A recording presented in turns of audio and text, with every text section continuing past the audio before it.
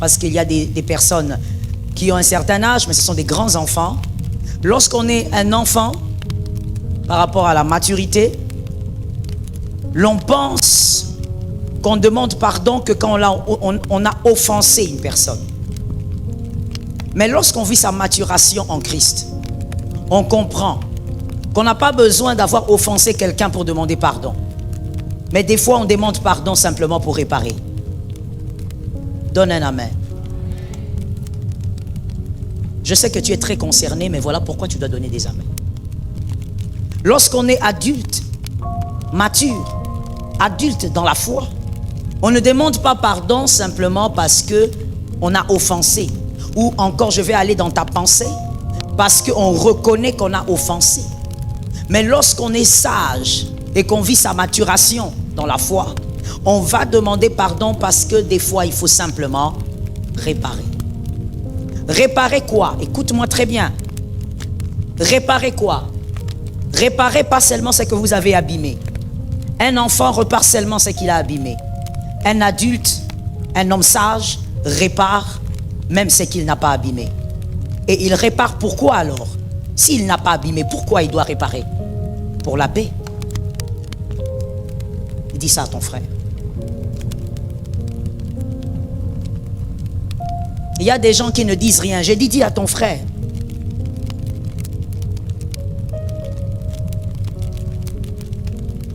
La réparation n'est pas seulement une affaire de destruction. Dieu le fait d'ailleurs avec toi. Dans ta vie, toutes les choses que Dieu a eu à réparer, ce n'est pas ce que lui avait créé. Mais il y a des choses que tu as créées toi-même, par tes erreurs, par tes péchés. Mais Jésus est venu réparer quand même. Ouais. Tu avais foutu la honte sur ta vie. Tu as péché, tu as fait des choses horribles. Il y avait l'opprobre sur ta personne. Mais regarde comment Dieu t'a réparé. Regarde comment Dieu a réparé ta personne. Regarde comment il a réparé ta réputation. C'est pas lui qui avait abîmé. C'est pas lui qui est allé pécher. Voilà l'esprit de Dieu. Et voilà la maturité dans l'esprit de Dieu. Quand je dis la maturité dans l'esprit de Dieu, je parle de ta maturité entrant dans l'esprit de Dieu. Lorsque tu as une certaine maturité dans la foi et que tu entres dans l'esprit de Dieu, c'est-à-dire que tu as la perception de Dieu, tu ne vas pas réparer seulement parce que tu as abîmé. Et ça, j'entends ça tous les jours, tout le temps. Pasteur, ce n'est pas moi qui ai commencé. C'est à elle de réparer. Ce n'est pas moi qui ai démarré. C'est à lui de faire. Qui vous a dit qu'on repart seulement ce qu'on a détruit? La sagesse répare pour la paix. Et d'ailleurs, la sagesse, lorsqu'elle répare pour la paix, voilà pourquoi elle n'attend pas que l'autre fasse le premier pas pour réparer. La sagesse a besoin de la paix. Dis-le à ton âme cette fois-ci. La sagesse a besoin de la paix. Une âme sage ne vit pas dans les conflits. Une âme sage n'est pas conflictuelle. Une âme sage n'aime pas les problèmes. Il y a des gens ici, vous aimez les problèmes. C'est-à-dire quand il y a les problèmes, toi c'est comme une deuxième respiration pour toi. C'est comme lorsque les personnes étaient malades de la Covid et qu'on les mettait sous oxygène. C'est comme ça que toi tu te sens quand il y a des problèmes autour de toi. Tu as l'impression qu'on t'a donné de l'oxygène. Tu aimes quand il y a des conflits. Et tu es là en train d'aller à gauche, à droite. Il y a des conflits, il y a des problèmes, il y a des problèmes. Tu te sens heureux dans les problèmes. Il y a des gens comme ça, conflictuels. Vous avez choisi Jésus un jour. Vous vous êtes convertis, mais vous êtes restés conflictuels. Vous êtes restés des hommes et des femmes à problème. Je veux préciser quelque chose ici avant d'évoluer. Les personnes, il y a deux types de personnes conflictuelles. Le premier type de personne conflictuelle, c'est ce type-là qui crée des problèmes. C'est-à-dire, il est tellement conflictuel que lui crée des problèmes. Quand il n'y en a pas, il sait comment engendrer les problèmes. Mais le deuxième type de personnes conflictuelles, ce sont ces personnes qui pensent être bonnes alors qu'elles ne sont pas bonnes. Qu'est-ce que j'ai envie de te dire? Ce sont ces personnes qui ne créent jamais des problèmes. Mais ce sont ces personnes qui aiment entendre des problèmes. Ce sont ces personnes qui ne créent jamais des problèmes. Non, non. Tu ne vas jamais entendre son nom pour dire il a fait telle chose. Non, jamais. Lui ne crée pas. Mais lui, il aime lorsque les problèmes sont créés. Il aime ça. Il se nourrit de ça. Et vous verrez cette personne venir en souriant, en train de dire, tu as appris que Lucien a des problèmes avec Léonel? Il est content. Elle est contente. C'est le deuxième type de personne conflictuelle. Toi-même choisis de quel côté tu es et tu dois guérir. Donne un amen comme ta sœur a donné un amen. Toi-même choisis dans quel couloir tu es et tu dois guérir. Dans la présence de Dieu, face à la parole de Dieu, on ne vient pas montrer à la parole de Dieu qu'on est parfait parce qu'on ne l'est pas. On vient là justement parce qu'on n'est pas parfait. Il y a un exemple que j'ai toujours aimé, je connais cet exemple depuis que je suis enfant, mon père répétait ça souvent dans les cultes de famille. Là où la parole de Dieu est un miroir, vous vous regardez et vous êtes transformé à son image. Tu sais pourquoi est-ce qu'on consulte un miroir? Je voudrais vraiment que tu m'écoutes ce soir. Que tu prennes un peu ton semblant et ton hypocrisie, que tu mettes ça dans ta poche et que tu m'écoutes. Tu sais pourquoi on consulte un miroir? On consulte un miroir parce que on sait qu'il y a certainement des erreurs sur son corps qu'on n'a pas vues. Et le miroir va nous permettre de voir. On s'est habillé seul, on s'est coiffé seul, on s'est maquillé seul, mais on va quand même consulter le miroir. Pour dire au miroir, je sais qu'il y a un défaut quelque part dans mon corps, alors dis-moi c'est où? C'est pour ça qu'on consulte un miroir. C'est parce qu'on sait qu'il y a un défaut qu'on n'a pas vu. Et c'est ça la parole de Dieu. Lorsqu'on vient devant le Seigneur, on reconnaît qu'on est mauvais. C'est pour que la parole de Dieu nous change. Ça ne sert à rien d'écouter une parole qui ne te change pas. Donne un amen. Ça ne sert à rien d'écouter une parole qui te berce. La parole de Dieu n'est pas une berceuse. La parole de Dieu, c'est pour te changer. Et ce soir, que l'onction de Dieu t'aide à commencer le premier pas. C'est tout un processus, nous le savons. Mais ça ne doit pas être une justification pour baigner dans le péché. Ça ne doit pas être une justification pour rester dans le mal, dans un cœur noir. Tu es là en train de dire, c'est un processus que tu n'as jamais commencé.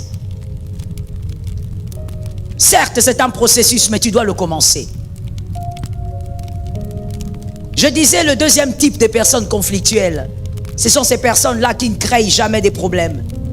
Ces personnes n'engendrent jamais des problèmes. Vous n'entendrez jamais ces personnes avoir commencé quoi que ce soit de bizarre. Mais ce sont des personnes qui aiment entendre le problème. Un homme de paix, une âme de paix n'aime pas les lieux à problème. Quand il y a des problèmes, il se sent mal à l'aise. Parce qu'il aime la paix. Une personne de paix, elle éteint le feu. C'est pas un pyromane. Mais vous voyez, les personnes conflictuelles sont des pyromanes.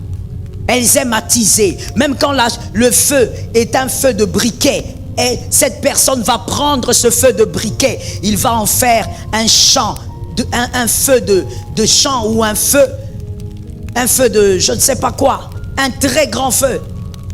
Alors que c'était un tout petit feu. Alors que c'était un tout petit problème. Mais il a un esprit pyromane. Parce qu'il n'aime pas la paix. Mais au fond de lui, il ne sait pas que c'est n'est pas aimer la paix. Ça pourrait venir de plusieurs sources. Certaines personnes sont comme ça. Cela vient de l'éducation familiale. Depuis la famille, depuis la maison, même entre frères, ils avaient l'habitude de ne pas aimer la paix. D'autres encore ont été déformés par les personnes qu'elles ont eu à rencontrer. Et la troisième catégorie, simplement les convertis, mais qui ne se sont jamais laissés transformer. Donc le cœur est resté comme le cœur des Égyptiens, tout en voulant aller à Canaan. Vous verrez ces personnes pyromanes, que quelqu'un dise les pyromanes. La chose est petite, lui il va l'attiser. Un homme de paix éteint le feu. Un homme de paix éteint le feu. Un homme de paix ne va même pas chercher à ce que ce feu fasse quelques mètres. Il va l'éteindre. Il va aller voir le frère, il va aller voir une sœur, il va dire, mais pourquoi vous êtes en problème? Non, écoute ce qu'il m'a fait. Non, non, non, écoutez, il n'y a rien de grave ici. Réglons ça calmement. Et puis, c'est fini. Les autres n'ont même pas besoin de savoir. Mais un pyromane, il apprend et il part. Il commence à prendre son téléphone. Son plaisir, c'est de distiller les problèmes. Un homme conflictuel. Et malheureusement, ils sont pleins, tout pleins, partout. Que ce soit à l'église, au travail, que ce soit dans votre business, ils sont partout.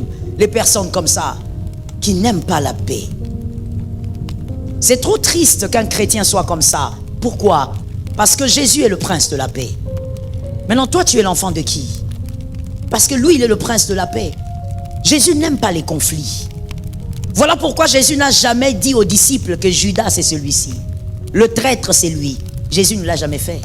Il a fait seulement le jour où Judas devait accomplir la mission.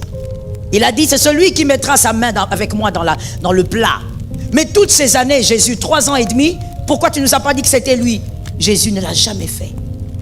Pourquoi? Ce n'est pas un pyromane. C'est le prince de la paix. Il aime la paix. Il a vécu avec un traître, il a mangé avec un traître.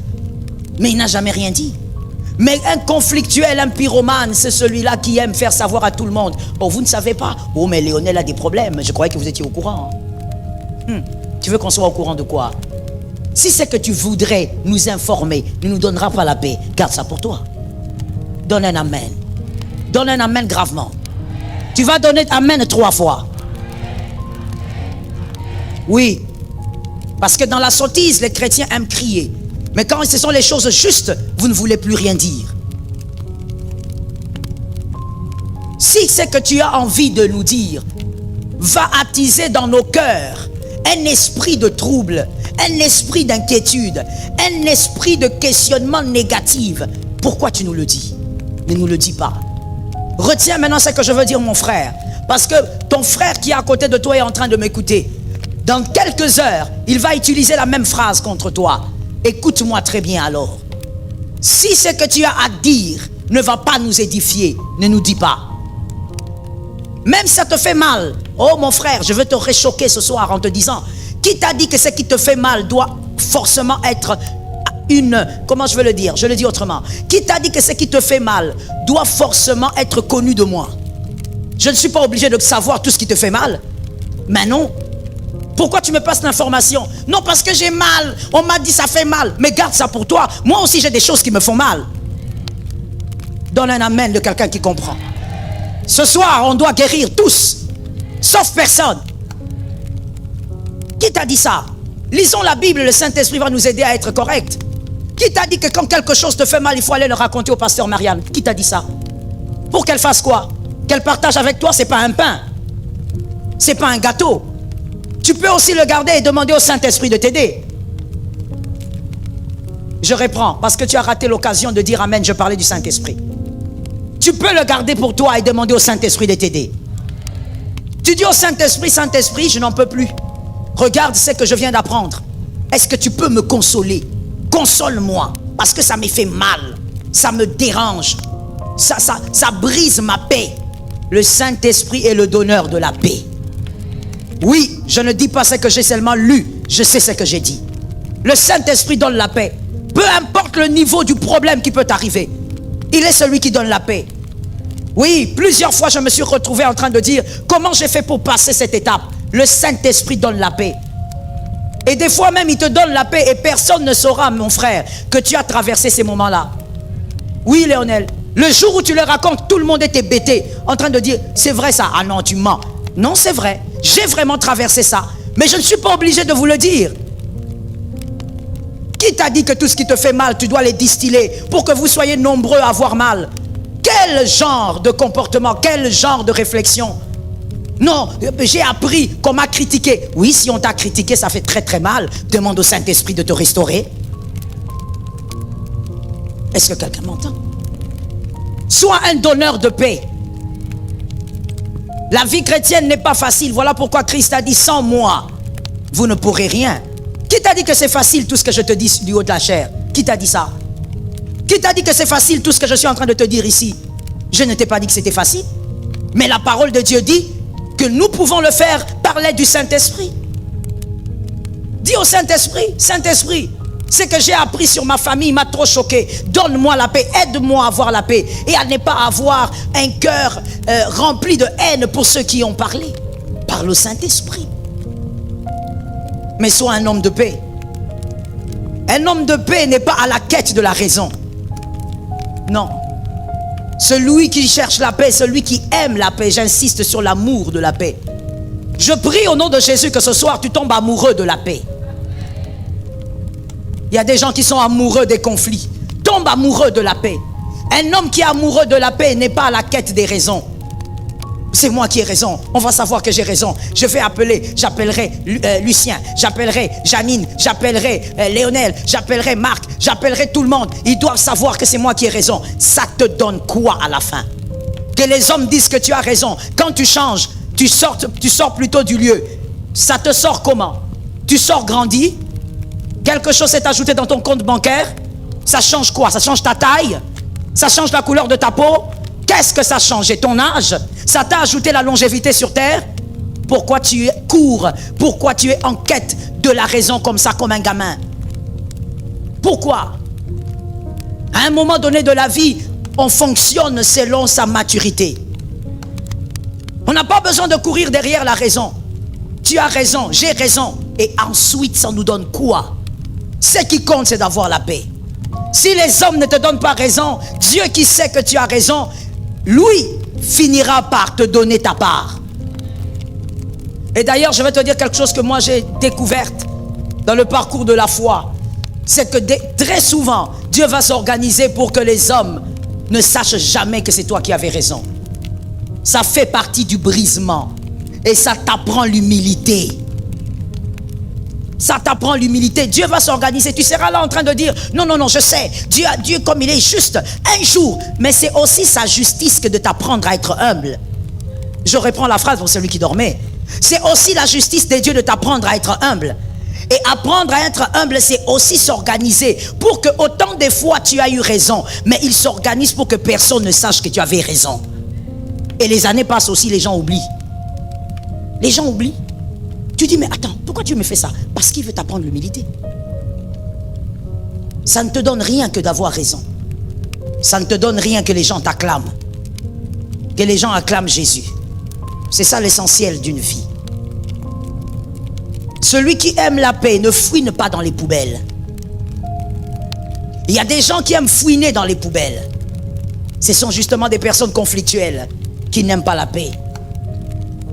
Quand on est tranquille, toi tu n'es pas d'accord. Fouiner dans les poubelles, c'est quoi? Je ne parle pas des poubelles physiques. Mais fouiner dans les poubelles, c'est aller chercher à comprendre les problèmes d'autrui. Pourquoi tu veux comprendre les problèmes d'autrui? Tu remarques dans la société où tu travailles, tu remarques à l'église ou ailleurs, peu importe, là où les hommes se rassemblent, tu remarques que tel et tel autre ne s'adresse pas la parole. Toi, tu vas aller chercher à savoir pourquoi il ne s'adresse pas la parole. C'est quoi le problème? Qu'est-ce qui fait quoi à qui? Tu gagnes quoi dans ça? Est-ce qu'on te paye pour ça? Pourquoi tu vas fouiner dans les poubelles? Il y a même des gens qui vont plus loin. Tu vois un couple en train de faire sa vie tranquille. Mais toi, tu veux aller comprendre pourquoi aujourd'hui, j'ai remarqué que l'homme est venu à l'église seul, la femme est venue 2 heures après. En quoi ça te concerne? Dis à un voisin, on doit arrêter ça. Non, dis-lui bien, on doit arrêter ça. Pourquoi tu vas fouiner dans les poubelles? En voulant fouiner, tu vas aller écouter ce que tu ne devrais pas écouter. Oui. En allant fouiner, un jour, tu vas aller apprendre que celui en qui tu te confiais était en train de te trahir partout. Je veux le dire autrement pour quelqu'un qui m'entend. En allant fouiner, tu risques d'aller te créer des blessures. Parce que tu aimes trop fouiner. En allant fouiner, tu vas découvrir que ton meilleur ami sort avec ta femme. Tu aimes trop fouiner. En allant fouiner, tu vas te créer des blessures. Tu ne vas pas te faire du bien. Mais les personnes conflictuelles aiment ça. Tu fouines à gauche, tu fouines à droite. Tu poses la question à Juliette. Où est-ce que tu as appris ça? Oh non, c'est Niclette qui m'a appris. Et Niclette, elle a appris des Jean-Luc. Jean-Luc, toi, comment tu sors d'une file pareille? Comment toi, oh my God, comment tu entends des choses sortant d'une file pareille? Parce que tu cherches quoi?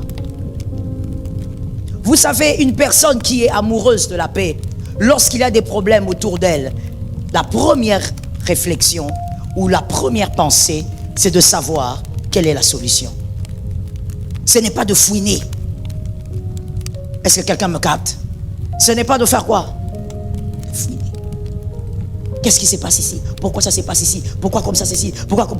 Et après, je veux dire à quelqu'un ce soir, je veux vraiment qu'on s'entende. L'être humain est tellement compliqué.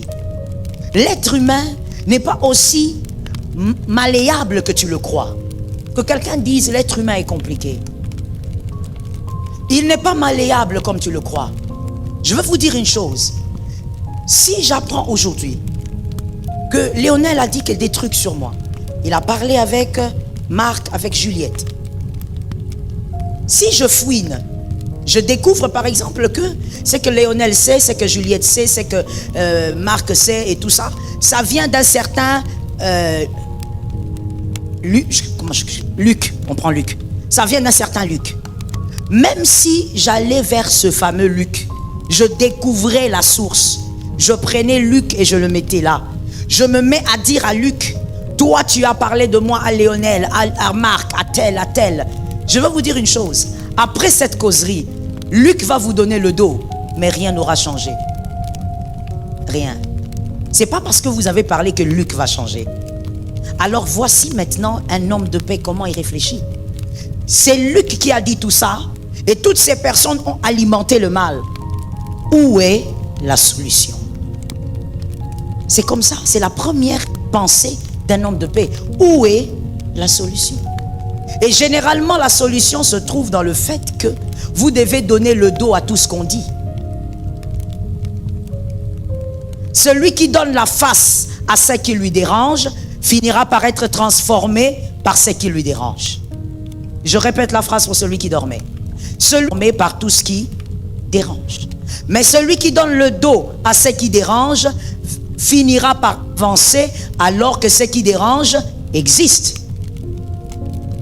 Celui qui donne le dos à ce qui dérange finira par avancer malgré que ce qui dérange existe.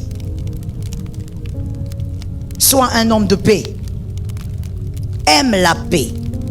J'insiste sur le fait qu'il faut tomber amoureux de la paix. Lorsqu'on aime la paix, on est amoureux de la paix ou amoureuse. On ne se retrouve pas partout. On ne peut pas se retrouver partout lorsqu'on est amoureux de la paix. Lorsqu'on est amoureux, amoureuse de la paix, on ne peut pas être partout. C'est-à-dire donc on ne peut pas être avec tout le monde. On sélectionne son entourage parce qu'on aime la paix. Jésus n'était pas partout. Quand je dis Jésus n'était pas partout, je parle du Jésus homme qui marchait avec les 12 disciples. Jésus était avec les disciples, il n'était pas avec les pharisiens. Mais je connais quelqu'un parmi eux qui était avec les disciples et qui était aussi avec les pharisiens. Il a fini par avoir des problèmes. Vous voyez de qui je parle? Ben Judas. Judas avait l'habitude d'être avec ses frères, les disciples, avec Jésus. Mais à des moments, il s'évadait aussi pour aller être avec les pharisiens. Et nous tous, nous connaissons la fin de Judas. Il est le seul disciple qui s'est pendu. Un homme de paix ne peut pas se retrouver avec tout le monde. On dit soyez en paix avec tout le monde. On ne dit pas retrouvez-vous avec tout le monde. C'est pas écrit. Alors des fois nous confondons cela. Lorsqu'on dit soyez en paix avec tout le monde, on se dit, c'est-à-dire qu'il faut forcément que je me retrouve avec tout. Tu ne peux pas te retrouver avec tout le monde et être en paix. Forcément, tu dois mettre des limites face à ton entourage. Il y a des personnes que tu dois simplement écouter de loin et ne pas approcher pour être en paix. Il y a des personnes que tu dois simplement voir de loin et ne pas en paix. Quelqu'un peut me dire, mais pourquoi? Mais non seulement pour être en paix, mais aussi parce qu'on n'a pas tous les mêmes valeurs. Une personne avec qui vous n'avez pas les mêmes valeurs, vous finirez par avoir des problèmes. Est-ce que quelqu'un m'entend bien? Toi, tu as des valeurs comme quoi tu te réveilles, tu bosses, après la prière, tu bosses et voilà, tu te focalises sur ta vie, tu te focalises sur ce qui te fait avancer. À un moment donné, tu dois aller peut-être siester pour te revigorer et puis le soir, tu as encore un autre programme. Mais lorsque tu vas dire à ton ami ou je ne sais pas qui, voilà, je dois aller siester parce que le soir, j'ai un programme. Louis, parce qu'il n'a pas les mêmes valeurs, il appellera ça de l'orgueil. Il dira, il m'a laissé ici à la véranda, il est allé dormir. Dormir, ça veut dire quoi? Est-ce qu'il est un bébé? Pour lui, ce sont les bébés qui dorment. Pour lui, le sieste ne veut rien dire. Et donc, il va considérer ça comme de l'orgueil. On ne peut pas être avec tout le monde. On doit sélectionner les personnes avec qui on doit être. Et cette sélection ne dépend pas de l'argent. Quelqu'un m'a dit, ça ne dépend pas de l'argent. Cette sélection ne dépend pas des diplômes. Quelqu'un m'a dit des diplômes. Cette sélection dépend des valeurs chrétiennes. Des valeurs. Ce sont les valeurs qui font l'homme. Ce sont les valeurs qui bâtissent l'homme. Donc, il s'agit ici des valeurs. Il y a des personnes qu'il faut juste observer de loin. Et veille sur la paix. Un homme de paix attirera des faveurs vers lui. Un homme de paix va frayer des chemins dans le désert. C'est-à-dire, à des moments compliqués de la vie, toi, tu auras des solutions. Parce que tu es un homme de paix. Il y a des hommes, il y a des femmes qui viendront vers toi. Simplement parce qu'ils savent qu'avec toi, ils auront la paix. Toi, tu n'es pas quelqu'un qui parle trop. Tu n'es pas quelqu'un qui raconte n'importe quoi. Ils vont seulement regarder, non. Connaissant cet homme-là, je crois que je peux l'avoir à côté de moi. Ce n'est pas quelqu'un qui parle beaucoup. Connaissant cette femme, je crois que je peux la garder à côté de moi. C'est une personne qui aime la paix. Tu vas attirer des personnes qui vont t'ouvrir des portes. Parce que tu aimes la paix. J'ai dit à quelqu'un, toute personne équilibrée aime avoir autour d'elle des personnes de paix. À moins que tu sois diabolique ou encore que tu sois conflictuel. Tu te nourris des conflits parce qu'il y a des gens comme ça. Mais si tu es une personne équilibrée, normale, ayant les valeurs de Dieu, tu dois aimer avoir des hommes de paix autour de toi. Des personnes non seulement qui te donnent la paix, mais qui vivent dans la paix. Ce ne sont pas des gens où vous entendez dans leur couple, tous les jours il y a des problèmes, tous les jours. Et la raison est laquelle? Oh, de toutes les manières, c'est normal. Dans un couple, il y a toujours des problèmes. Mon frère, dans un couple, il y a des problèmes, mais il n'y a pas de problème tout le temps. Chez vous, c'est tout le temps. Vous dormez avec, vous vous réveillez avec. Quelque chose qui m'a fait rire. J'en ai ri pendant des heures. J'en ai ri pendant des heures. Je ne savais pas qu'il y avait des familles qui pouvaient devenir toxiques pour leurs tout petits enfants à ce point. Je crois que c'était le vendredi passé. L'homme de Dieu était en train de prêcher à la Cité Verte, famille glorieuse. Et il a donné un exemple. Il a dit, il y a des familles où papa, maman se battent. Et les tout petits enfants chantent. C'était la première fois que j'entends cette chanson-là. C'était la première fois que j'entends cette chanson-là. Les petits enfants chantent. Satan, côté la bango. C'est pas possible. Traduction. Papa et maman se battent et les tout petits enfants chantent. Satan pénètre ces hommes qu'ils se battent. C'est pas possible. C'est pas possible. Ça veut dire les petits enfants sont en train de chanter pour leurs parents. Et les parents sont là aussi, ils veulent se battre devant les tout petits. Ça, c'est la première chose qui m'étonne. La deuxième chose, c'est que tout le monde trouve normal le fait que des petits enfants invoquent le diable. C'est une invocation.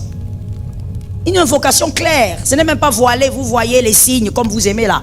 Non, vous avez vu la main qu'elle a fait là. Non. Mais une invocation claire, limpide. Satan vient et entre ici, entre en nos parents. Donc des enfants sont dans l'incantation, dans l'imprécation diabolique. Et tout le monde trouve ça normal. Pendant que les enfants font des imprécations, les parents sont en train de se déshabiller pour se battre. Et tu vas te demander pourquoi ton fils à un certain âge est allé entrer chez le marabout.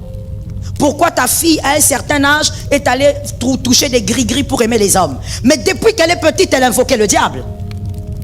Ce n'est pas une chanson, c'est une invocation. Et ça, tout le monde trouve normal. Regardez jusqu'à quel niveau les personnes conflictuelles, ils sont même toxiques pour leurs enfants.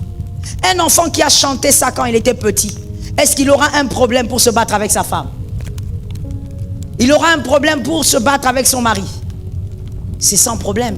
Parce que pendant même qu'il est en train de dire Satan vient t'accaparer de mes parents, au même moment Satan il est gourmand, il s'accapare des parents, il s'accapare des enfants. Il s'accapare des enfants. C'est là que tu t'es marié, monsieur. Toi, tu étais tout calme dans ta famille. Tu vas te marier à une sœur que tu as simplement vue à l'université. Et comme à l'université, toutes les femmes sont belles. Toutes les femmes sont belles. Quand tu la vois à l'université, tu craques totalement. Tu dis, voilà, c'est la femme de ma vie. Tu la prends. Elle a grandi dans le régime ou sous le régime de Satan. Elle a grandi avec, jusqu'à ses 15 ans, elle a grandi avec. Mais ça, monsieur, toi, tu ne sais pas. Quand tu la prends, elle est la femme douce là que tu vois, surtout pendant les fiançailles. Et quand vous vous mariez, tout va bien la première année, deuxième année, tout ce qu'elle fait, c'est pour t'amener à la battre. Ça veut dire elle-même, elle incite la bataille. Pourquoi? Parce que toute petite, elle a fait partie de ceux qui avaient invoqué le diable. Donc, le pouvoir diabolique plane sur elle depuis toute petite. Tout ce qu'elle fait dans la maison t'amène à lever la main. Tout. Jusqu'à ces 15 jours, ça va arriver. Tu vas te poser la question, ma femme, pourquoi elle est comme ça? Pourquoi elle est arrogante? Pourquoi? Mais elle vient de quelque part. Et d'où elle vient? Elle a été une invocatrice.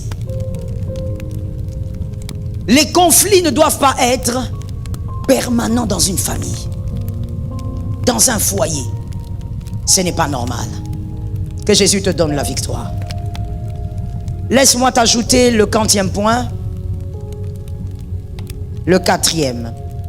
Vous êtes sûr que c'est le 4e? La Bible parle de quoi? La patience. Celui qui sait attendre, crée aussi autour de lui un esprit de patience. Celui qui est patient avec les autres, crée aussi un esprit de patience autour de lui. Voilà pourquoi vous allez constater, et j'ai entendu aussi certaines personnes le dire, vous allez constater que, je donne un exemple, Monsieur Lionel commet une bévue et vous voyez les gens autour de lui en train de l'aider, en train de l'aider à traverser cette mauvaise passe, en train de le soutenir. Et vous dites, mais pourquoi? Avec ce que Lionel a fait, on ne peut pas le supporter. Mais en réalité, vous ne savez pas ce qu'il a sémé autour des gens. Lorsque les gens supportent quelqu'un, ce n'est jamais pour rien. Celui qu'on supporte a eu aussi à supporter.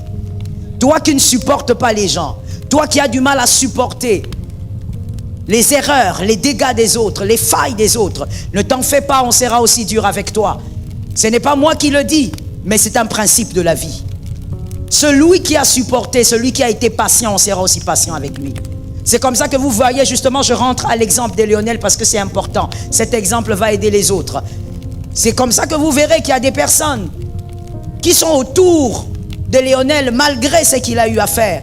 Des personnes qui l'aident à traverser des mauvais moments, traverser ces moments difficiles. Et vous êtes en dehors de l'histoire, vous dites, mais pourquoi ils font ça? Pourquoi il y a toujours des gens autour de lui? Lionel nous a fait du mal, Lionel a fait ceci. Mais vous ne savez pas pourquoi ces personnes sont là. Ces personnes sont là parce que Lionel a sémé dans leur vie la patience. Celui qui a sémé la patience autour de lui recevra la patience. On sera patient avec lui, on sera patient avec ses enfants. Là où lui ne sera pas, il y a des gens qui vont supporter ses enfants. Parce que lui aussi a eu à supporter. Est-ce que quelqu'un m'entend bien? J'aimerais parler en parlant de la patience, j'aimerais dire à quelqu'un, nous ne sommes pas pareils.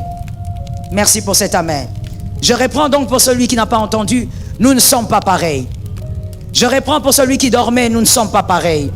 Oui, de par notre éducation, nous avons des profils différents. Et ce profil-là, ce sont des profils qui feront en sorte qu'on ne réagisse pas de la même manière face aux problèmes. Est-ce que quelqu'un m'entend bien? Oui, je veux peut-être choquer, mais c'est important ce choc-là.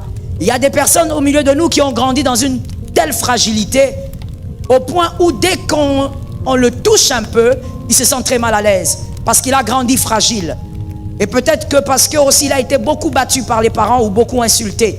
Mais il y a d'autres qui ont grandi avec un mental de fer. C'est-à-dire dès l'enfance, il a grandi avec un mental de fer. Alors ce n'est pas ce que toi tu vas lui faire qui va bouger sa vie. On n'est pas pareil. Et mon frère, même la Bible reconnaît qu'on n'est pas pareil. C'est pourquoi la Bible a dit que le fort soutienne le faible. C'est dans la Bible, ce n'est pas moi qui ai créé ça. Même la parole de Dieu reconnaît qu'on n'est pas pareil, on n'a pas la même force mentale. On n'a pas la même force en tout. Quelqu'un d'autre peut être là, face au péché. Il prie, il dit Seigneur, délivre-moi du mal. Et le Seigneur lui donne la victoire. Parce qu'évidemment, il croit. Mais un autre encore, face au péché, n'a même pas la force d'appeler le Saint-Esprit, il tombe dans le péché. Alors j'ai dit à une âme, ce n'est pas parce qu'il est tombé, ce n'est pas parce qu'il est plus faible qu'il faut l'écraser. Il faudrait donc que le fort soutienne le faible. Est-ce que quelqu'un m'entend? Il faut que tu apprennes à être patient avec ceux qui n'ont pas grandi comme toi. Oh yes, you have to. Il faut que tu apprennes à être patient avec ceux qui n'ont pas eu de mère. Les hommes qui n'ont pas eu de mère, par exemple. Je donne seulement un exemple. Quand je dis n'est pas avoir, je parle de n'a pas grandi. Ok? Parce que tout le monde a une mère. Les hommes qui n'ont pas grandi avec une mère, par exemple, qui n'ont pas eu cette grâce, cette opportunité, le Seigneur a décidé autrement pour plusieurs raisons de la vie. En général, je dis, les exceptions existent, mais on ne peut pas enseigner sur base des exceptions. En général, ces hommes-là sont très capricieux. Ces hommes-là sont difficiles à gérer. Ces hommes-là, des fois, sont même révoltés. Ils ont un esprit de révolte. Et donc, mon frère, vous vous rencontrez à l'église, mais il n'a pas grandi comme toi. Il n'a pas ton profil. Sois patient avec lui. Un jour, il va peut-être être meilleur que toi. Cet amen est pourri, donne un amen. Sois patient avec lui. Il pourrait être meilleur que toi. Oh, je prends seulement un exemple biblique. Jonathan, un homme extraordinaire. Jonathan, le fils de Saül. Jonathan, un grand chef d'armée. Jonathan a grandi dans la royauté. Il a commencé à se former comme un soldat. Déjà préadolescent, comme dans tous les royaumes du monde. Déjà préadolescent, on formait ces garçons à être rois demain. Mais un jour, il rencontre un berger qui, lui, n'est pas aimé de son père. Qui, lui, ne mange même pas à table avec son père. Tout ce que ce berger fait, c'est garder un petit troupeau, alors que ses grands frères sont bien casés dans l'armée. Mais ce berger, qui semblait être un homme faible, être un homme sans soubassement ou sans fondement, ce berger a été plus puissant que Jonathan. Il faut seulement être patient avec David, il est peut-être meilleur que Jonathan. Il faut se calmer des fois quand vous êtes avec les gens, mon frère.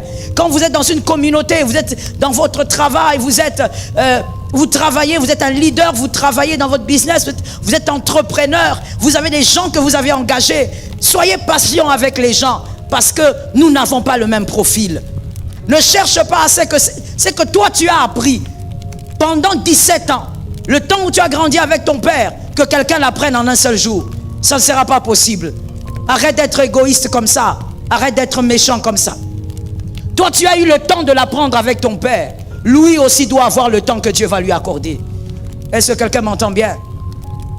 Lorsque nous voyons par exemple les filles ou même les hommes qui n'ont pas eu aussi la grâce de grandir avec leur père ou d'avoir une certaine proximité, parce qu'il y a des gens qui ont grandi avec papa dans la même maison, mais il n'y a jamais eu une proximité. Papa n'était pas son ami. Alors résultat, c'était seulement un monsieur qui était là et qui était le père, le géniteur de tous, qui donnait à manger, qui habillait tout le monde, mais il n'y a pas eu une relation d'amitié. Et vous verrez que ces personnes aussi, lorsqu'elles grandissent, elles n'ont pas de repères, elles n'ont pas d'image masculine. Et donc ce sont des personnes qui ont des attitudes qui émanent d'un certain déficit. Mais si toi tu veux absolument qu'ils deviennent comme toi, tu manques de patience et tu peux rater quelqu'un de très bien. Tu manques de patience et tu peux faire passer à côté de ta vie quelqu'un de très bien qui pourrait t'aiguiser. Est-ce que quelqu'un m'entend bien? Oh oui, mon frère. Parce que celui qui n'a pas ce que tu as aujourd'hui peut demain avoir ce que tu n'auras pas demain. Je le dis à quelqu'un qui est derrière. Celui aujourd'hui qui n'a pas ce que tu as aujourd'hui peut demain avoir ce que toi tu n'auras pas demain. Donc toi, tu ne peux pas regarder en disant qu'est-ce qu'il va me donner, qu'est-ce qu'il va faire pour moi, comment il va m'aiguiser. Non, mon frère, la vie est longue. Des choses peuvent arriver, sois patient. Apprends à être patient avec les autres. La patience vous permet de vous asseoir avec les grands. La patience vous permet de ne pas rater les amis de la destinée. Les personnes n'en aient jamais raté dans la destinée. Des personnes qui vont ouvrir vos yeux, qui vont vous aiguiser et vous apprendre des choses nouvelles. Que Jésus t'aide, que tu sois un homme patient. Que Jésus t'aide, que tu sois une femme patiente. Mais écoute-moi très bien, celui qui est patient ne juge pas. Parce que c'est contraire à la patience. Quand on est patient, on ne juge pas. Quand on est patient, on attend tout en aiguisant si on peut. Si vous pouvez aiguiser, vous aiguisez. Mais vous attendez.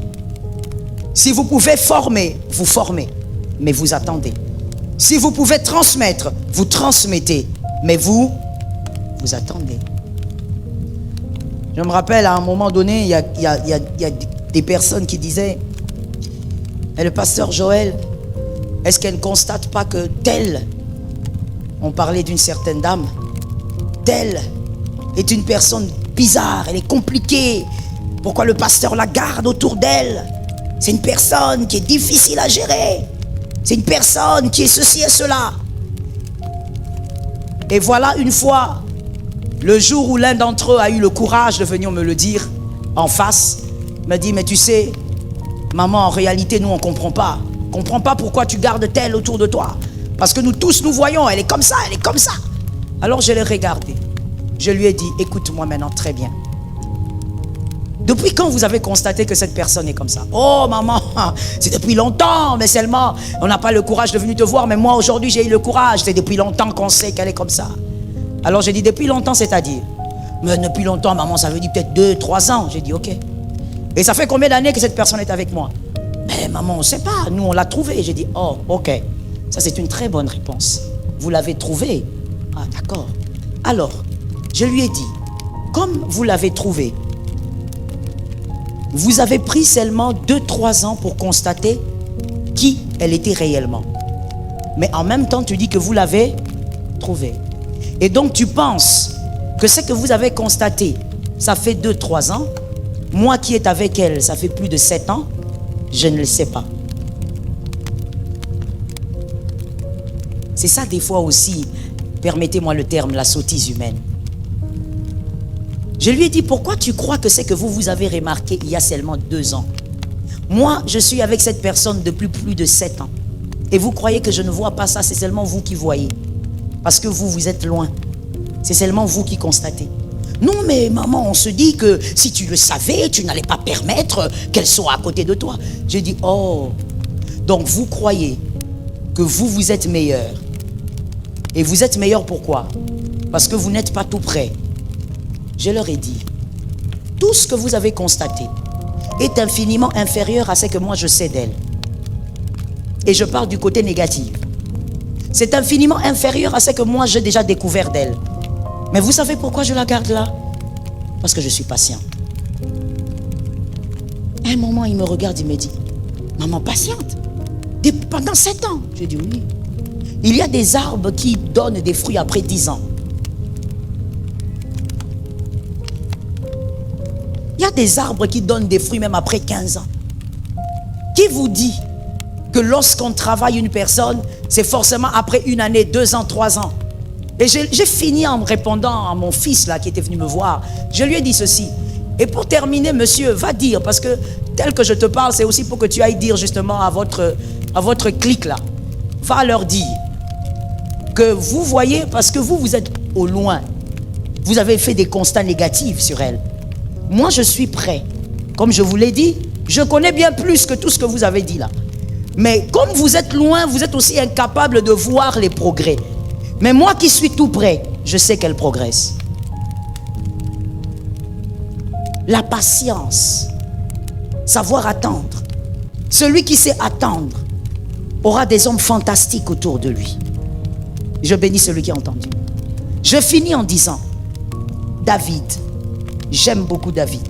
un profil extraordinaire. David, la Bible dit quand il fouillait Saül, il s'est entouré des hommes de rien. J'aime ça parce qu'on les appelle les hommes de rien. La Bible les décrit d'ailleurs. Des hommes endettés, des hommes ayant des problèmes partout. Certains même étaient des fouillards, des wanted comme on dit. Donc des hommes vraiment de rien, les hommes dont la société n'a pas besoin. David se fait entourer de ces hommes-là. J'aime le profil de David parce que David, en fouillant Saül, il n'a pas cherché des guerriers. Il a accepté les hommes de rien. Tu sais pourquoi? Parce que lui-même était un homme de rien. Lui-même savait d'où l'Éternel l'avait sorti et il comprenait donc que Dieu pouvait transformer n'importe qui. Cet amen est pourri. Je reprends la phrase pour celui qui n'a pas compris. David savait que Dieu pouvait transformer n'importe qui. J'en profite pour dire à quelqu'un dans cette salle, et je suis du haut du pupitre sacré, je viens te donner une information. Tu n'as pas le monopole du devenir des hommes. C'est Dieu qui transforme les hommes et Dieu peut transformer tout homme. Aucun homme n'a le monopole de la transformation des autres. Alors moi je dis du haut de cette chair, je crois en toi et je sais que tu vas y arriver. Je crois en toi et je sais que tu deviendras meilleur. Je crois en toi et je sais que la parole de Dieu va te changer. David savait, David y croyait. Il a traîné avec des hommes de rien. Si c'était aujourd'hui, nous tous nous aurions dit, David, qu'est-ce que tu fais? C'est une boulette. Pourquoi tu t'entoures des hommes comme ça? Tu es poursuivi par une armée et toi tu t'entoures des hommes qui ne savent même pas tenir une lance. Mais après quelques années, l'homme de David a été patient. Comme Dieu a été patient avec lui, il a été patient avec les hommes. Après quelques années, les mêmes hommes sont appelés les vaillants de David. Ce sont des hommes capables d'entrer dans la troupe armée et de sortir avec de l'eau. Je dis à une âme, ce qui est faible aujourd'hui peut devenir fort demain. Je comprends que tu ne dises pas amen, tu as un problème. Je dis ce qui est faible aujourd'hui peut devenir fort demain. Ce qui est faible aujourd'hui peut devenir un témoignage demain. Je le dis autrement, celui qui est la risée des hommes peut devenir la référence demain. Je le crois et je le déclare. Celui qui semble être rien aujourd'hui peut devenir puissant demain. Il peut être le modèle de force demain, le modèle de puissance demain, le modèle de la sanctification demain. Oh, je croyais que je parlais à une âme qui m'entendait. Ce qui est invisible aujourd'hui peut devenir visible demain pour plusieurs. Parce que Dieu a fait un travail. Je dis à quelqu'un, sois patient avec ton frère. Sois patient avec ta sœur. Sois patient dans ta famille. Sois patient avec ton mari. Sois patient avec ta femme. Sois patient avec les hommes avec qui tu travailles. Sois patient. L'incompétent d'aujourd'hui peut être fort demain. Est-ce que quelqu'un m'entend bien? L'incompétent d'aujourd'hui peut être une référence demain. J'encourage quelqu'un en disant, ne te laisse pas éblouir par ceux qui sont meilleurs que toi. Ils viennent aussi de quelque part. Autant ils sont meilleurs aujourd'hui, toi tu peux être meilleur en 2023. Ça tombe sur toi au nom de Jésus. Autant ils sont meilleurs aujourd'hui, toi tu peux être meilleur en 2024. Il y a aussi ton espace pour être meilleur. Ne te laisse pas intimider par ceux qui chantent plus que toi, par ceux qui travaillent mieux que toi, par ceux qui prêchent mieux que toi, par ceux qui prophétisent mieux que toi. Je dis à une âme, sois patient avec toi-même. Tu peux être une référence demain. Est-ce que je parlais à quelqu'un? Tu vas dire ce que je suis en train de dire à un homme de foi. La Mercedes d'hier n'est plus une mode aujourd'hui. Est-ce que quelqu'un l'a dit? Que quelqu'un dise à un autre, la Porsche d'hier n'est plus d'actualité aujourd'hui. Elle était belle hier, mais aujourd'hui il y a d'autres Porsche. Aujourd'hui il y a d'autres Mercedes. Je dis à quelqu'un, crois en toi-même. Si les hommes ne sont pas patients avec toi, Dieu est patient. Si les hommes ne croient pas, Dieu, lui, il croit. Vaut mieux un chien vivant qu'un lion mort. Si tu es vivant, c'est parce que Jésus croit. Si tu es vivant, c'est parce que Jésus sait que tu vas y arriver. Si tu es vivant, c'est parce que Jésus compte sur toi. Je dis à celui qui est là-bas, Jésus compte sur toi. Jésus compte sur toi. Jésus compte sur toi. Jésus compte sur toi. Jésus compte sur toi. Jésus compte sur toi. Jésus compte sur toi. Jésus compte sur toi. Jésus compte sur toi. Jésus compte sur toi. Jésus compte sur toi. Sois patient.